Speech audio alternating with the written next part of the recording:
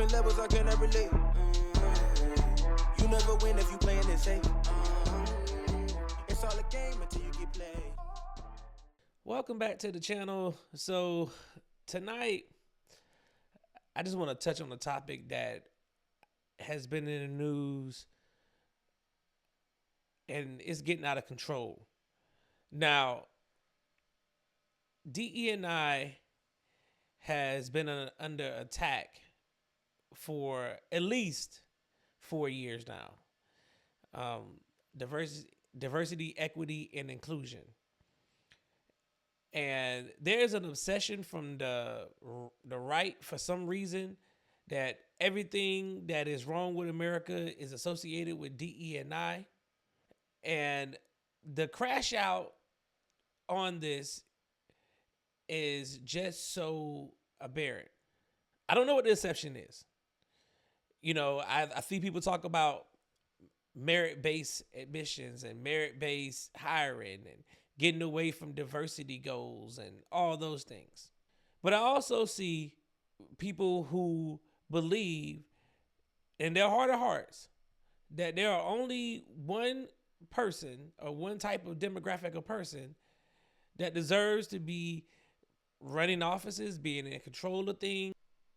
And that is so archaic, number one. It's also racist, number two. And number three, it is sadly not the truth.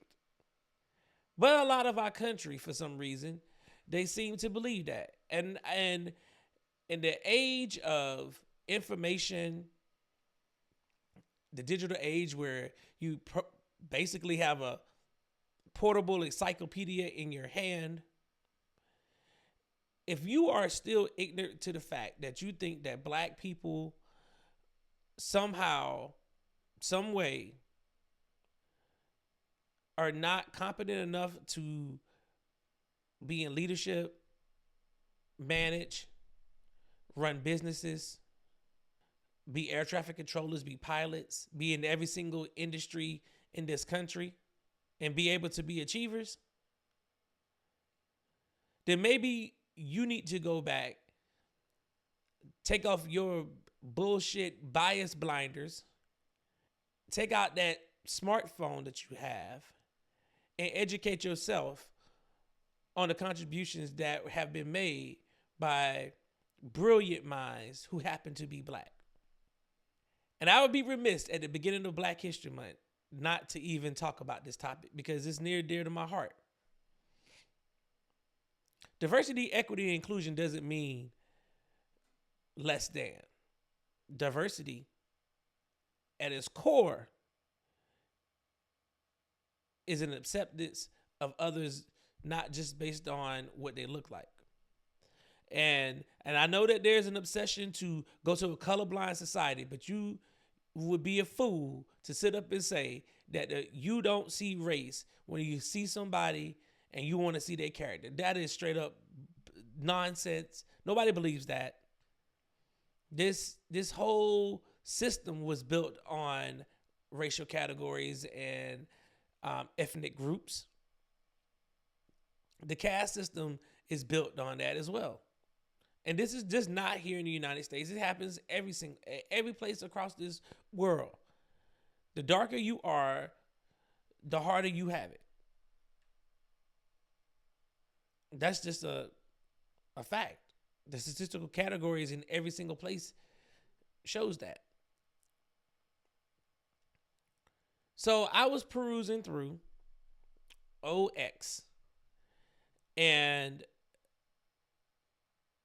this was right after the tragic event of the plane colliding with a Black Hawk helicopter in Washington, D.C., the American Airlines flight leaving Wichita, Kansas, that was landing at Reagan National. That was on its final descent. That crashed. That had a mid-air collision with Army Black Hawk out of Fort Belvoir, Virginia.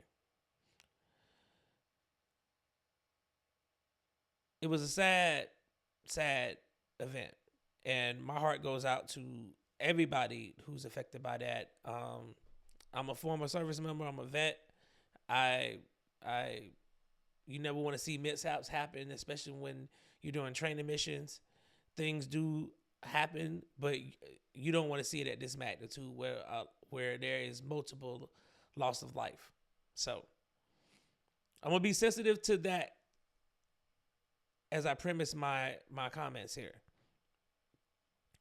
But what I saw online wasn't just sympathy and empathy for the victims and their families and the situation. What I saw was people sitting up blaming DEI for a blackout helicopter colliding with a plane.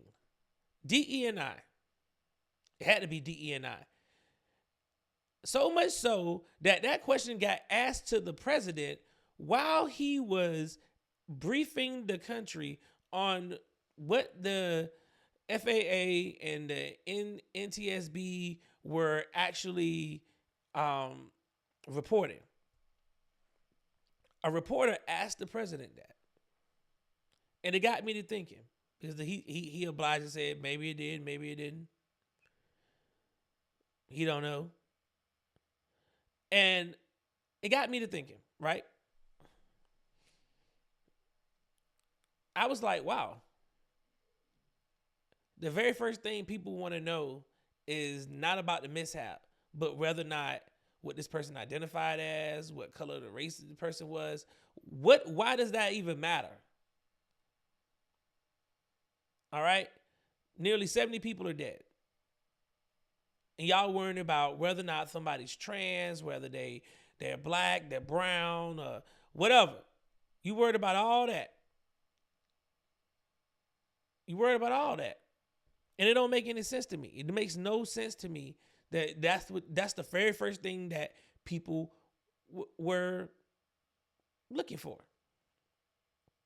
Not to mention that less than 4% of the pilots in the Army are black.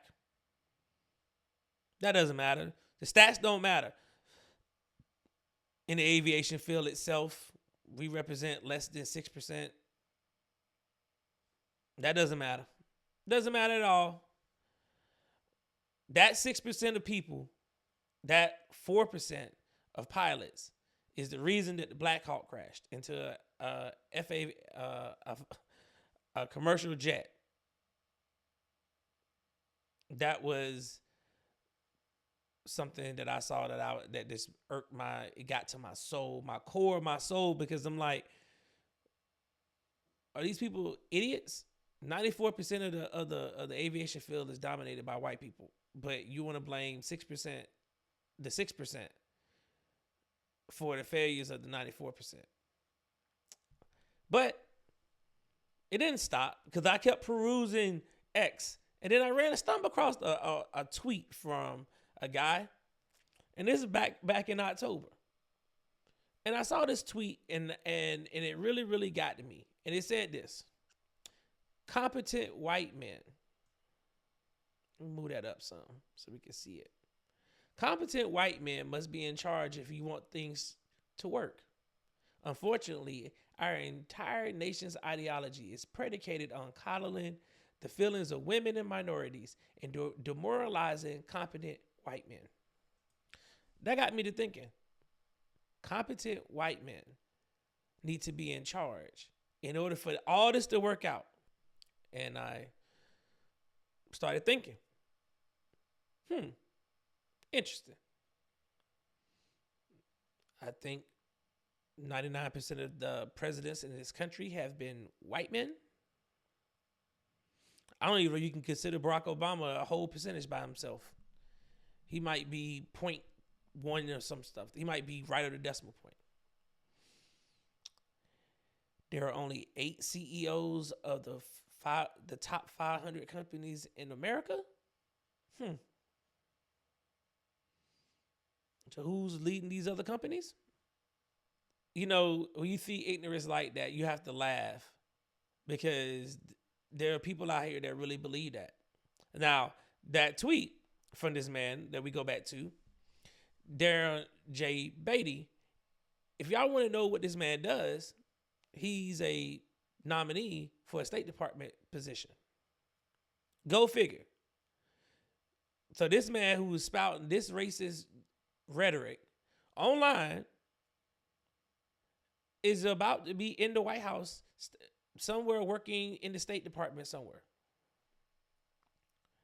And as someone who was in the military, who's had security clearances and worked on different projects and things, there's no way in hell I would ever work for a douchebag like that. Ever. Nor would I want him to be working up under me. Nor would I want to work side by side with him on anything.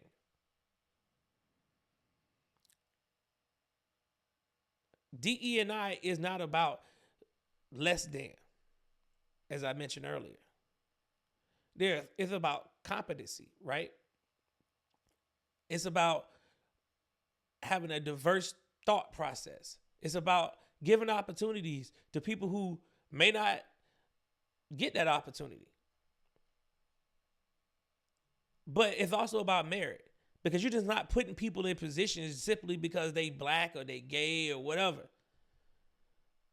They're a woman. You're not putting them in that position just because of that. But if they're qualified and they meet the requisite qualifications, why not give them an opportunity? Now, if you find out that they're incompetent and they can't get the job done, then you have a termination process and you start it all over again. That's the beauty of being an employer, right? The ability to hire and fire. However, the FAA right now has a air traffic controller shortage. That is the reason why Reagan National was not fully staffed. That might be the reason why the Black Hawk didn't have comms with the tower, what they did, and it didn't get the comms in the right time. That might be the reason why the American Airlines plane wasn't alerted or known that a Black Hawk was in the perimeter, because Reagan National doesn't have enough air traffic controllers. Has nothing to do with DE&I. They're on demand, just like a lot of the agencies that need workers right now. But you know what the problem is? Ain't nobody hiring. They're not hiring. And then it's a high stress job. So who wants to do it? Nobody. So what are you left with? You left with what you got. And where are all these quote unquote competent white men that supposed to be in these roles? If there were so many of them in the nation, then why aren't they working? Because clearly there is a shortage. So that means that the talent is not there. It's just simply not. Because if it was, we wouldn't have a hiring shortage. You're not going to sit up and tell me that simply because they're doing Black History Month program at your job, that's the one final straw that you can't work there. Nonsense. You participate in things that you want to participate in. If you're not interested in learning anything about Black History Month or learning something about somebody who may have worked in the agency that did something that happened to be black, then don't show up at the program. Simple as that. That's the beauty of freedom of speech. That's the beauty of having these First Amendment rights. That's the beauty of freedom of assembly. If you don't want to assemble, you don't have to go. Nobody's forcing you to do anything you don't want to do.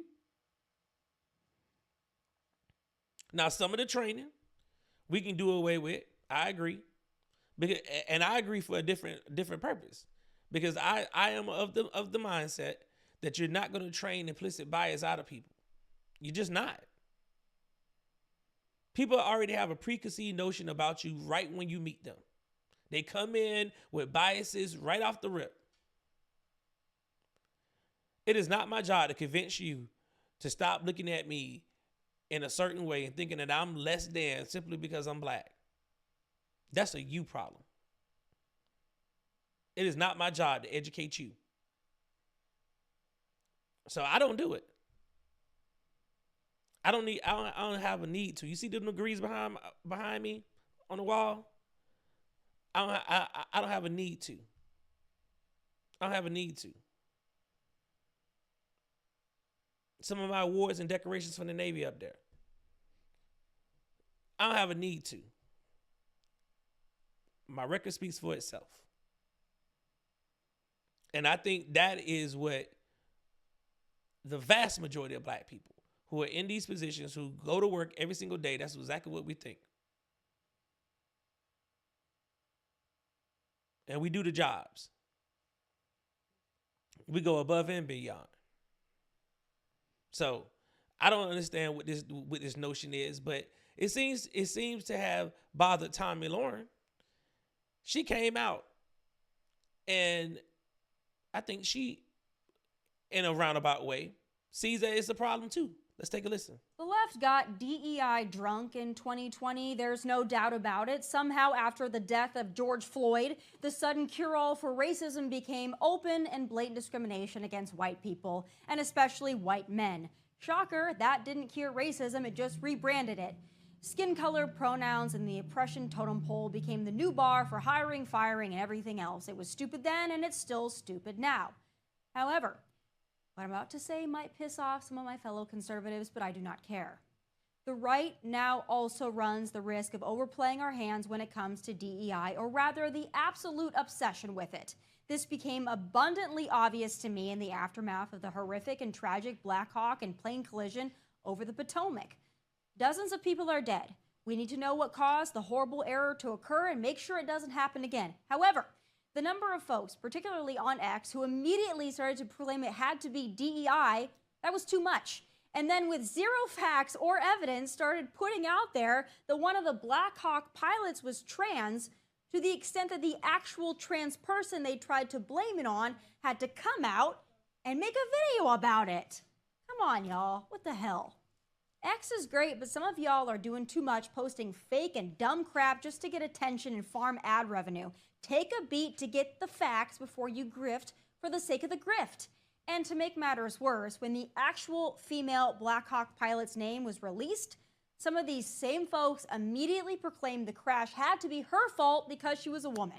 Really, if this is the social media right, I do not want to be a part of it. Eliminating DEI is not about eliminating diversity. It's about prioritizing competency over diversity. But it feels like some who proclaim to be conservative have twisted that notion and are now just looking to blame anything and everything on diversity. And I'll tell you what, it doesn't help the cause at all. It's actually a giant distraction from the cause and will alienate folks that we just added to the tent. All this to say, we can return our government and the private sector back to merit over identity, but we don't have to be a-holes about it in the process. All righty. So it was a long, drawn-out way to get to the point, but the fact still remains. You just won an election. That wasn't just done by white men. There was a coalition of people who voted for Donald Trump that were from all walks of life. So now you're about to do the exact same thing to just take them and just sway them right back over, and you're gonna lose elections. This is about prioritizing what's supposed to be prioritized. What you all are doing, and what a lot of people are doing, is sitting up here, and truth be told, it seems like it is white men who feel like they should be in political positions of power every single where, and they should have rule and dominion over everybody else.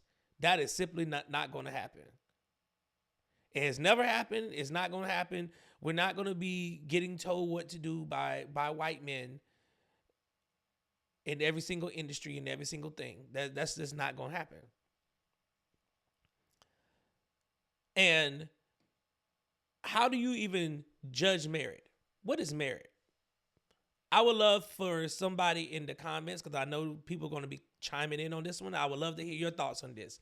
For those of you all who proclaim that it should be merit-based, what does merit mean to you? What does merit mean to you? You have two candidates who, by virtue, have almost the identical amount of experience. Their resumes look almost identical. They've had the same level of progression throughout their careers. And you're interviewing two different people. No, what did it say? Three different people. A woman, a black person, and a white man. Everybody is qualified because that is how the interview process works, right? You have to be qualified. You are like people are looking at the resume. Is a picture of somebody on it. Oh, yo, I got to pick that person because they're black. No, they have interviewed, and you leave the interview with these three people. How are you scoring them? What if you're impressed by one and not the other? It's already merit, okay?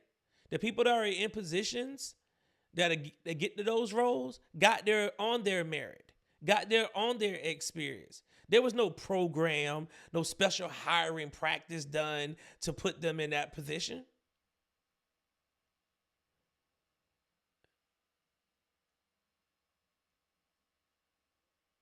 There simply isn't none. Not in the HR process. The qualified person interviews, and if they want the person on their team, they're going to accept them and hire them. That's just true to how it goes. Nobody's being forced to hire somebody simply because of their skin color or this. The only place where all that nonsense happens at is in political parties where they sitting up there doing all that crazy stuff. That's where it happens at. But not in corporate America. They just use it as a tool to include everybody and make sure everybody's comfortable in the workspace so they can be productive. That is it. It's not to alienate anybody. And I can also tell you that the hiring processes are not changed. The standards are not lowered because people always want to say the standard was lowered. What standard? What is the standard? And why y'all keep saying this? Oh, they lowered the standards in the military to allow women to be in combat roles. Says a bunch of people who never served in the military. I have 20 years, was a recruiter. Well, no standards lowered. They still had to qualify for the jobs. We had to make accommodations to put women on submarines. That don't mean that they're not competent enough to do the job.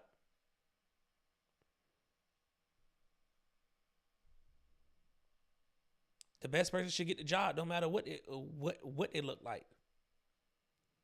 And you should feel confident in the person that you hiring into that role. So, y'all let me know in the comments what y'all think about this, because I want to know, what is merit to you, and how do you define it in the workplace? I love to hear those comments. All right, Coaching Nation. Until next time, let's keep it coaching.